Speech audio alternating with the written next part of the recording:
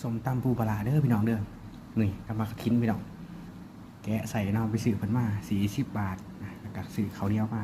2ห่อใส่ข้าวเหนียว2ห่อส้มตำปูปลาร้าเนาะก็เลยไปเก็บมากระทิ้นแคมทางเนาะมาแกะใส่มาเด้อมากินน้ำกันพี่น้องทุกคน